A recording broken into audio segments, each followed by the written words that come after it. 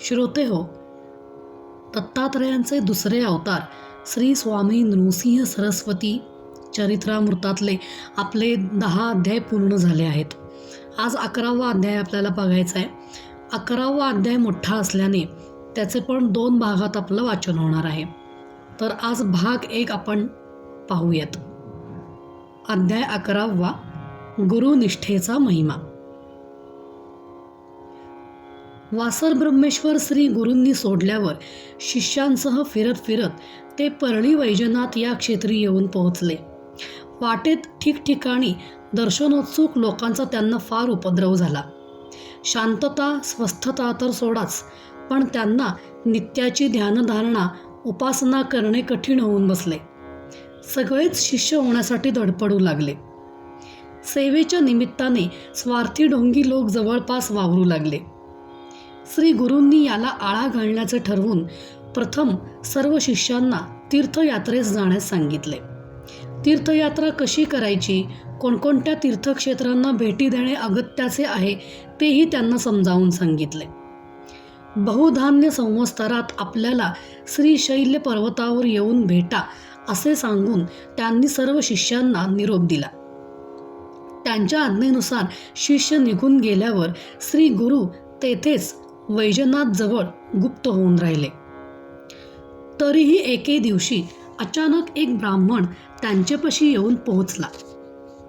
भक्तिभावाने त्याने श्री गुरूंना वंदन केले व म्हणाला, या संसार सागरातून पार व्हावे म्हणून पुष्कळ जप तप करून थकलो, पण का कोण जाणे चित्त कधीच स्थिर झाले नाही, होत नाही, शोधूनही कारण सापडत नाही. माझ्याकडून दीर्घकाळ गुरुसेवा झाली नाही याचे तर हे फळ नसेल ना. मी तुम्हाला शरण आलो आहे, मला असे ज्ञान द्या, असा मार्ग दाखवा की त्या योगे मी कृतार्थ होईन. हे ऐकून श्री गुरूंनी प्रथम स्वबुद्धीने जप तप करायचे त्या ब्राह्मणास कसे काय सुचले ते सांगण्यात सांगितले. यावर ब्राह्मण म्हणाला, मला एक गुरु प्राप्त झाले होते, पण ते अति क्रोधी व निष्ठुर होते.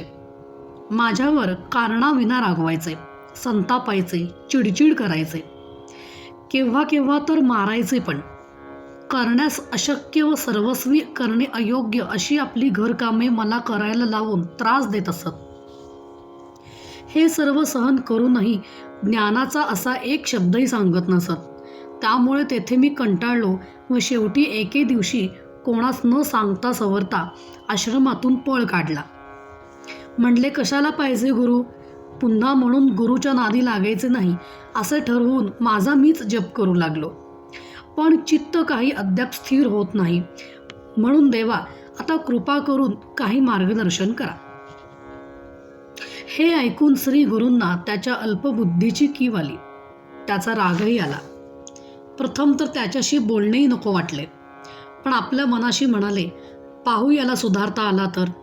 सुधारण्याचा प्रयत्न करणे आपल्या हाती आहे असा विचार करून ते म्हणाले, स्पष्टच सांगायचे तर तू स्वतःचे दोष सोयीस्करपणे दुर्लक्षून गुरूंना दोष देत आहेस. त्यांची निंदा नालस्ती करतो आहेस. तुझे तोंड पाहण्याच्या योग्यतेचाही तू नाहीस, कारण गुरुनिंदा हे अधमपणाचे कृत्य आहे.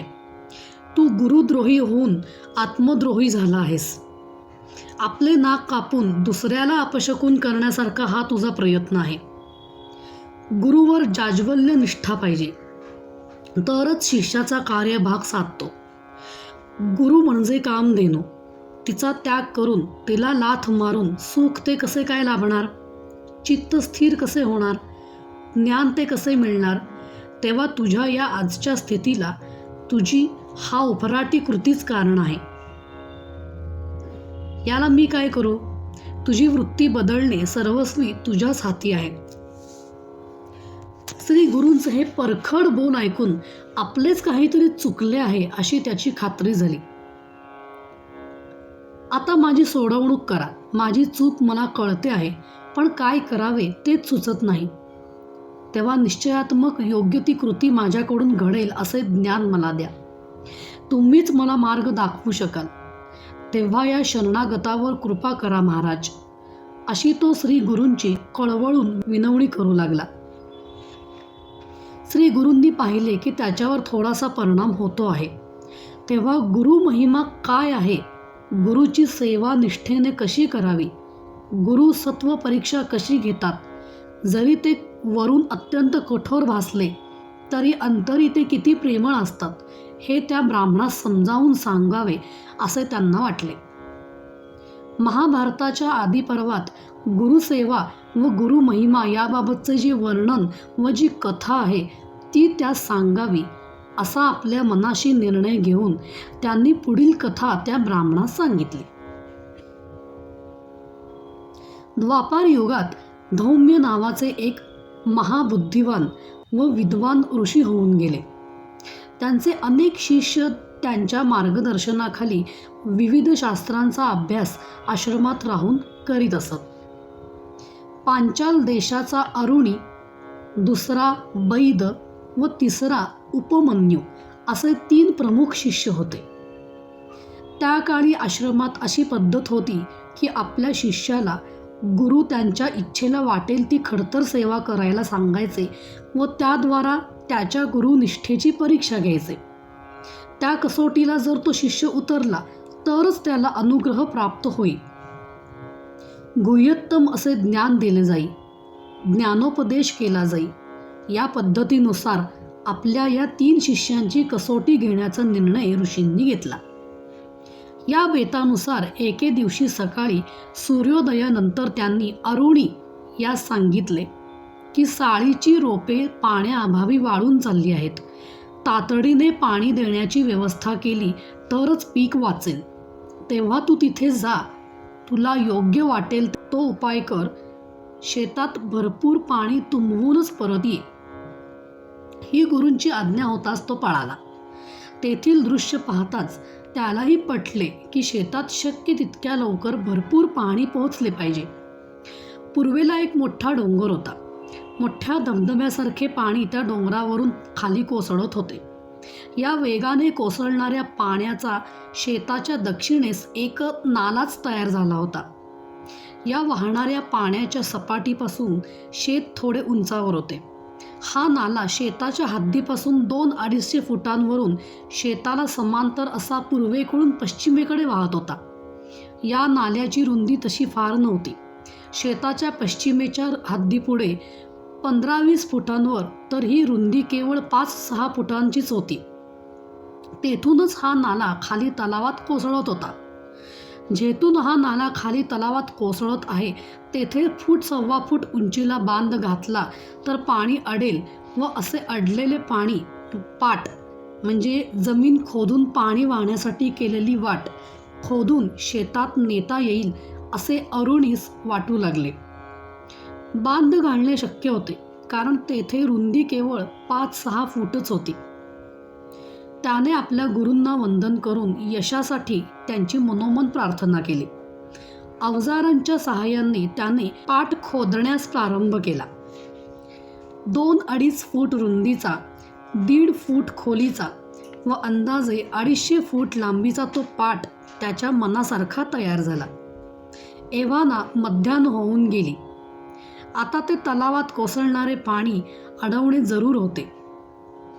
ते एकदाचे अडवले की त्याच्या शेतात पाणी जाणार होते.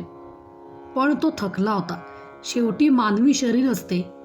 आश्रमातून निघताना मध्यान्हीच्या भुकेसाठी काही आणण्यास तो विसरला होता. त्याच नाल्यातील भरपूर पाणी पिऊन त्याने 15-20 मिनिटे विश्रांती घेतली. आता तो बांध घालण्यास सरसावला. त्या 5-6 फूट रुंदीच्या जागेजवळ त्याने मोठ्यात मोठे त्याच्या शक्तीला पेलवतील इतपत वजनाचे भरपूर दगड जमा केले. त्याने जमा केलेले ते दगड पाण्यात रचण्यास सुरुवात केली. पण त्या पाण्याच्या वेगाने एकही दगड तिथे टिकेना. ठेवलेला प्रत्येक दगड दुसरा आणून ठेवीपर्यंत वाहून जात होता. अरुणी निराश झाला. दगड गोळा करण्याचे श्रम तर वाया गेलेच, पण त्याहीपेक्षा मूल्यवान वेळ वाया गेला. आता पुढे काय करावे हा प्रश्नही उभा राहिला. त्याला फारच वाईट वाटले. त्याने गुरूंच्या सहाय्याचा दावा केला. निराश होऊन वाहणाऱ्या पाण्याच्या प्रवाहाकडे एकटक बघत राहिला. त्याची लांबलचक सावली पाण्यात पडली होती. सूर्य मावळतीला सरकला होता. ते दृश्य पाहून जणू तोच लांबलचक होऊन पाण्यात पडला आहे असे त्याला वाटू लागले. त्याला कल्पना सुचली. कसलीही भीती न बाळगता आपणच पाण्यात आडवे पडून ते पाणी अडवण्याचे त्याने निश्चित केले. तो सावकाश पाण्यात उतरला. काळजीपूर्वक डोक्याकडील दगड त्याने घट्ट धरले व पाय लांबवून दुसऱ्या बाजूच्या दगडास घट्ट टेकवले. श्वासोच्छ्वासासाठी तोंड वर राहावे म्हणून मानेवरचा भाग पाण्यात बुडू दिला नाही. कुशीवर तो पडून राहिला. त्याचा हा प्रयत्न यशस्वी झाला. पाण्याचा प्रवाह अडला. पाणी त्याच्या अंगावरून वाहू लागले. अडलेले पाणी त्याने तयार केलेल्या पाटात वळले. शेतात भरपूर पाणी साचले. तेथे तसे पडून राहणे त्याला जरूर होते. दगडांना धरलेले हात सुटणार नाहीत व खाली रोवलेले पाय हलणार नाहीत याची तो काळजी घेत होता. काही तास गेले. थंड पाण्यात त्याचे शरीर गारटले, आखडले. शारीरिक व मानसिक ताण सहन करण्यापलीकडचा होता. पण गुरूंचे स्मरण करीत, त्यांची प्रार्थना करीत तो प्रयत्नपूर्वक आपली शुद्ध हरपू देत नव्हता. सूर्यास्त होण्यास थोडाच वेळ राहिला होता. सकाळी गेलेला अरुणी अजून परत आला नाही हे पाहून धौम्य ऋषी शेताकडे गेले. शेतातील ते पाणी पाहून त्यांना अरुणीच्या कर्तृत्वाचा अभिमान वाटला. अरुणी तेथे न दिसल्याने त्यांनी अरुणीस हाका मारण्यास सुरुवात केली. आपल्या गुरूंची हाक कानी येताच अरुणीने उठण्याचा प्रयत्न केला, पण उठणे जमेना. ओरडून आपण कोठे आहे ते त्याने गुरूंस सांगितले. धौम्य ऋषी तेथे गेले व अरुणीस तसा तेथे पाण्यात पडलेला पाहिला. त्याने पाणी कसे अडवले याची कल्पना त्यांना लगेच आली. त्यांनी त्यास उठण्यास व पाण्यातून बाहेर येण्यास मदत केली. त्याला त्यांनी प्रेमाने पोटाशी घेतले. त्याच्या मस्तकावर हात ठेवून म्हणाले, तुझ्या या निष्ठेवर मी संतुष्ट झालो आहे. माझे आशीर्वाद सदैव तुला साथ देत राहतील. वेदशास्त्रात तू श्रेष्ठ आचार्य ठरशील. तू आता ज्ञानी झाला आहेस. घरी जाऊन लग्न कर व गृहस्थाश्रमात सुखाने राहा असा आशीर्वाद देऊन ते अरुणीसह आश्रमात परतले. अरुणी अशा प्रकारे पूर्णत्वाने आपल्या गुरूंच्या कसोटीस उतरला, धन्य झाला. नंतर 1-2 दिवस गेल्यावर आपला दुसरा शिष्य बैद याला त्यांनी सकाळीच आपल्याजवळ बोलावून त्याच्यावर एक कामगिरी सोपवली. रात्रंदिवस शेतावर मुक्काम करून शेताची राखण करायची व शेत कापणीस तयार झाल्यावर रोपे कापून त्याची जोडणी मळणी करून धान्याचा साठा आश्रमी आणायचा अशी ती कामगिरी होती. गुरूंची अशी आज्ञा होताच बैद त्यांना वंदन करून शेतावर गेला. त्याने तेथे डोळ्यात तेल घालून पिकाची राखण केली. योग्य वेळी पिकांची कापणी केली. कापणीनंतर करावयाचे सर्व सोपस्कार करून धान्य पोत्यात भरून शेतातील झोपडीसमोरील खळ्यात त्या पोत्यांचा ढीग रचून ठेवला. हे सर्व केल्यावर तो आश्रमात आला. आपल्या गुरूंच्या चरणी वंदन करून धान्याची पोती बांधून तयार झाली असून ती आश्रमात घेऊन येतो असे त्यांना सांगितले. धौम्य ऋषींना हे ऐकून आनंद झाला. गोठ्यातील पाडे व एक गाडा नेऊन सूर्यास्तापूर्वी धान्य आश्रमात आणून ठेवण्यास गुरूंनी बैद याला सांगितले. बैद गुरूंना वंदन करून गोठ्यात गेला. गोठ्याजवळ एक गाडा होता, पण गोठ्यात एकच पाडा होता. बाकी सगळे इतरांनी सकाळीच इतरत्र असलेल्या शेतातील कामासाठी नेले होते. ही अडचण पाहून बैद डगमगला नाही. ही अडचणही घेऊन गुरुपाशी गेला नाही. गुरूंचे आशीर्वाद असल्यावर अशाही अडचणींवर मात करता येईल या विश्वासाने तो एक पाडा व गाडा घेऊन शेतावर गेला. तेथे गेल्यावर अंदाजे एकूण 40 मण वजनाची ती 28 पोती मोठ्या कष्टाने त्याने गाड्यात भरली. याच श्रमाने तो थकला, पण विश्रांती घेणे शक्य नव्हते. पोती भरण्यातच दुपारचे 2 वाजून गेले होते. तेव्हा त्याने पाड्यास पाणी पाजले.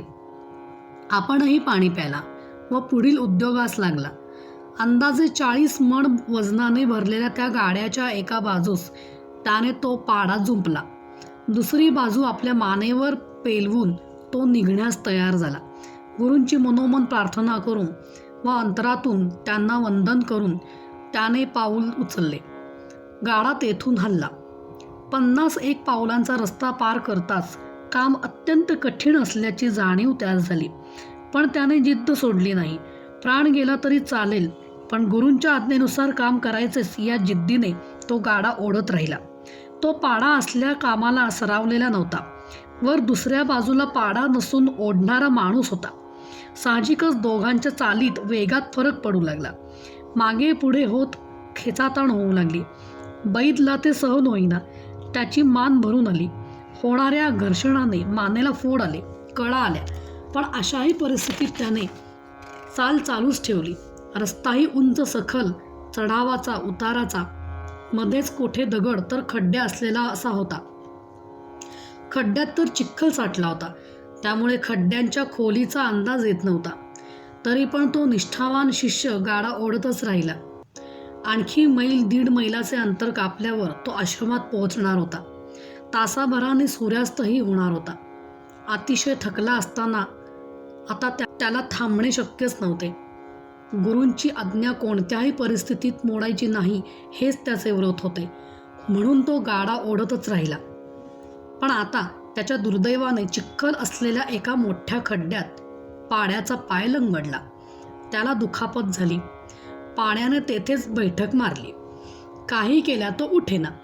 शेवटी बैदने पाडा सोडला व गाड्याचे ते जू आपल्या मानेवर घेऊन तो गाडा ओढण्याचा प्रयत्न करू लागला. सर्व ताकद पणाला लावून तो प्रयत्न करत होता. थोडासा गाडा पुढे सरकला, पण तो खड्ड्याबाहेर निघण्यापूर्वीच बैदची शुद्ध हरपली. त्याच्या तोंडातून फेस येऊ लागला व तो तेथेच कोसळला. मानेवर 40 मण धान्य भरलेल्या गाड्याचे जू होते. निष्ठेने गुरुसेवा करण्याचे, गुरु आज्ञा पालनाचे त्याचे सर्व प्रामाणिक प्रयत्न विराम पावले. सूर्यास्त होण्यास थोडाच वेळ होता. नित्यानुसार धौम्य ऋषी मोकळ्या हवेत जरा फिरून येण्यासाठी बाहेर पडले होते.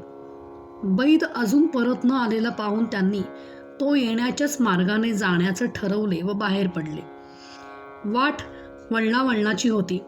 अंदाजे 1/2 मैल चालून गेल्यावर त्यांना दूरवर रस्त्यात गाडा असलेला दिसला. वेग वाढवून झटपट ते तेथे पोहोचले.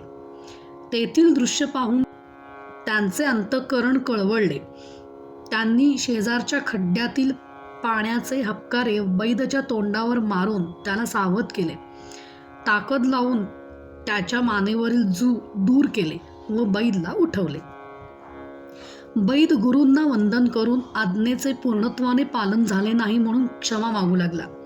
गुरूंनी त्याला प्रेमभराने जवळ घेतले व कसलीच खंत करू नकोस. तू जे हे जीवापाड प्रयत्न केलेस त्यावरून तुझ्या गुरुनिष्ठेची थोरवी कळते. मी तुझ्यावर संतुष्ट झालो आहे. तू वेदशास्त्र संपन्न म्हणून मान्यता पावशील असा त्याला आशीर्वाद देऊन तुला मी ज्ञानोपदेश देईन व त्यानंतर तू घरी जाऊन गृहस्थाश्रमी होऊन राहा असे सांगितले.